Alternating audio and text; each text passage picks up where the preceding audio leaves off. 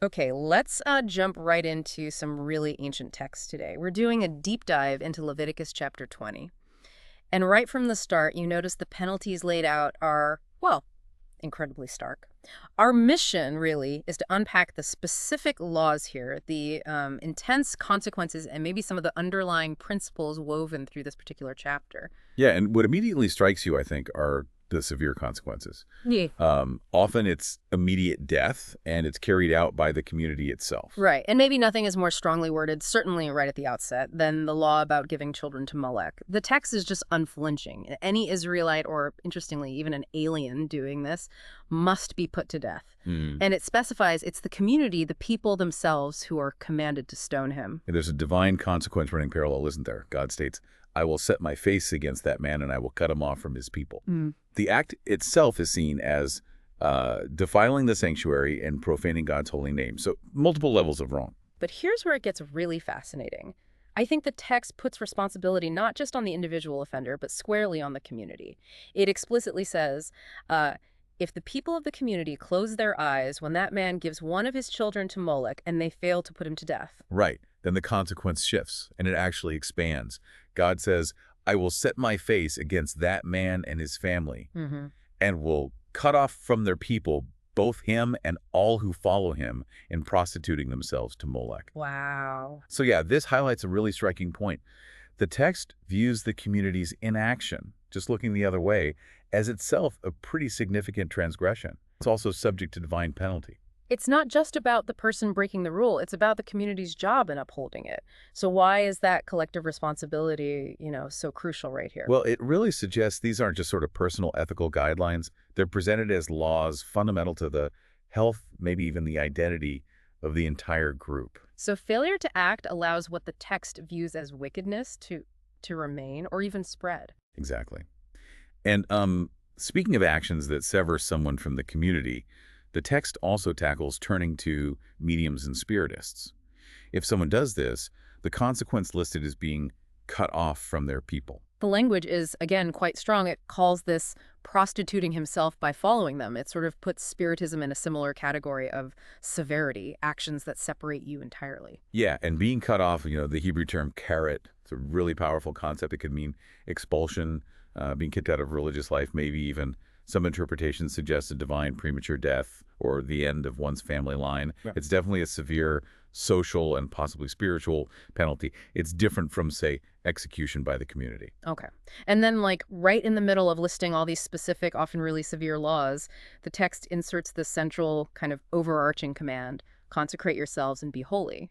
And it's not just a throwaway line, is it? It's immediately followed by the reason, because I am the Lord your God. And then it's reinforced with, I am the Lord who makes you holy, and the instruction tied to that. Keep my decrees and follow them. So this call to be holy, it's not presented in a vacuum then. It's immediately followed by these often very harsh rules.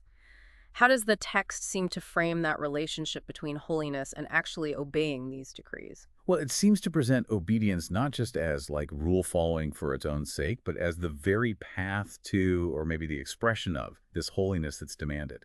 For this ancient culture, holiness wasn't just, an internal feeling. It seems to be defined by sticking to these concrete external laws about how you live, your relationships, your ritual practices. It's how you embody being set apart. In the decrees themselves, they list some truly severe capital offenses.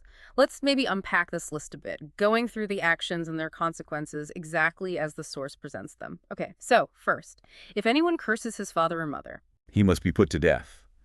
And the text adds that phrase, his blood will be on his own head. His blood will be on his own head. Yeah, that phrase comes up several times.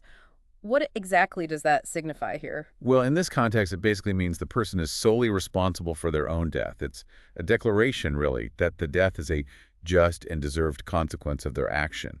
It kind of absolves the community or the executioner of guilt in carrying out the penalty. Got it. Okay, so cursing parents, capital offense. Self-responsibility declared. What about adultery? Adultery with a neighbor's wife. Both the adulterer and the adulteress must be put to death. No distinction there. And sleeping with his father's wife, that's seen specifically as dishonoring his father. Again, both the man and the woman must be put to death. And again, their blood will be on their own heads. Sleeping with a daughter-in-law is termed perversion. Both put to death, their blood will be on their own heads. The text uses some really strong, specific language for these acts. Hmm. And if a man lies with a man, as one lies with a woman, both are described as having done what is detestable. They must be put to death. Their blood will be on their own heads. Yeah, that term detestable, or to'eva in Hebrew, it's used repeatedly in this context for actions seen as, well, particularly abhorrent or violating some fundamental boundaries. Then there's marrying both a woman and her mother. That's deemed wicked. And here the punishment is different. Both he and they must be burned in the fire. Right, a different method of execution mentioned specifically there. And the text adds a reason, so that no wickedness will be among you. And sexual relations with an animal, the text covers both scenarios. It does. If a man approaches an animal for sex, he must be put to death, and the animal is also killed.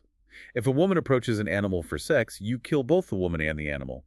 They must be put to death. Their blood will be on their own heads. It's quite a list, isn't it? I mean, just in this chapter, we've seen stoning, burning, just put to death, which could mean other things, and also being cut off. Yeah, it's a stark list.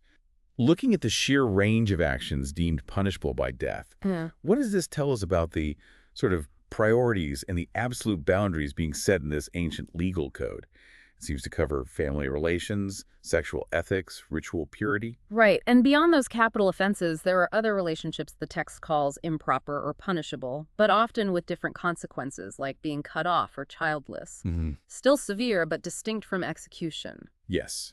For example, if a man marries his sister daughter of his father or mother and they have sexual relations, it's called a disgrace. The text says they must be cut off before the eyes of their people. He's dishonored his sister and will be held responsible. And lying with a woman during her monthly period, having sexual relations then, it says he has exposed the source of her flow, she's uncovered it, and both must be cut off from their people. So that links ritual purity laws to this consequence. Sexual relations with an aunt, your mother's or father's sister, that's seen as dishonoring a close relative. The text says both would be held responsible and would die childless. Ah, so here we see that penalty introduced childlessness. Right, and similarly, if a man sleeps with his uncle's wife, the text says he's dishonored his uncle. They will be held responsible. They will die childless. And marrying your brother's wife, that's called an act of impurity. He's dishonored his brother, and the consequence is they will be childless. Yeah, so a different outcome than immediate death, but still, incredibly severe in that cultural context where lineage and having children were just so highly valued. So if we compare these consequences being cut off, dying childless with the capital offenses, how is the text differentiating the severity? The outcome's different, clearly, but the act is still presented as fundamentally wrong. It really seems like there's a kind of hierarchy of transgression being laid out. Actions seen as most defiling or maybe most disruptive to the core social and religious order, like child sacrifice. Certain sexual acts, they warrant death. Others, deemed disgraceful, impure, or dishonoring, result in these severe social or personal consequences, like being cut off from the community or lacking heirs. Both represent a profound disruption, just in different ways. And the text actually gives a clear, overarching reason for keeping all these decrees and laws, doesn't it? Yeah. It says they must follow them so that the land where I am bringing you to live may not vomit you out. That's such a powerful metaphor, isn't it? Yeah. The land itself is almost personified, like it can react to how people behave on it. Yeah. It directly links obeying these laws to their ability to actually live in and possess the promised land successfully. And it explicitly contrasts this with the nations they're displacing. You must not live according to the customs of the nations I am going to drive out before you. Because they did all these things, I abhorred them. That's strong language. Very strong. And then the promise of the land is reiterated.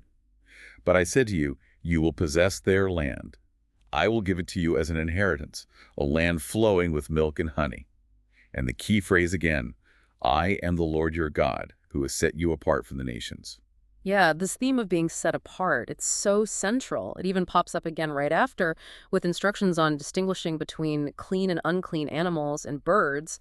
It suggests it's not just about, what you eat, but about maintaining a distinct identity overall. Exactly. And the reason for the separation and for that call to holiness we talked about earlier, it's powerfully restated. You are to be holy to me because I, the Lord, am holy, and I have set you apart from the nations to be my own. So it's not just about ritual purity and isolation. It's this holistic call to live differently, defined by adherence to this whole body of law. And interestingly, the chapter kind of circles back towards the end, returning to the topic of mediums and spiritists. It states again that a man or woman who practices this must be put to death by stoning, with their blood on their own heads. It really reinforces the gravity of seeking guidance outside the framework being established. Yeah, brings it full circle, underscoring that boundary. So the text, as you said, links obedience directly to possessing the land. And that theme of being set apart just runs through this whole section. Yeah. It seems to entail a comprehensive distinction from other nations, not just belief, but daily practice, relationships, even diet, all defined by these decrees. So, recapping this deep dive into Leviticus 20, we've really unpacked a comprehensive range of laws. It goes from the most severe capital crimes, child sacrifice, specific sexual acts deemed abhorrent, certain ritual breaches, all the way to regulations about family relations. The chapter powerfully emphasizes holiness, but holiness tied directly to obedience. It demands separation from the customs of other nations, and it outlines these very clear, often absolute consequences for transgression.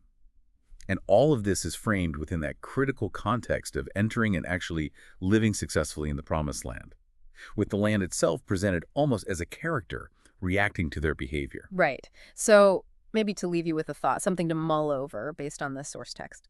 Consider that absolute link the text makes between the community's collective behavior, their actions and their inaction, and the people's very ability to inhabit the land they're promised. What is that idea, that really graphic image of the land vomiting out its inhabitants? What does that suggest about the fundamental relationship between people, divine law, and the physical place they live, according to this chapter? It's a dramatic consequence for collective failure. Definitely something to think about.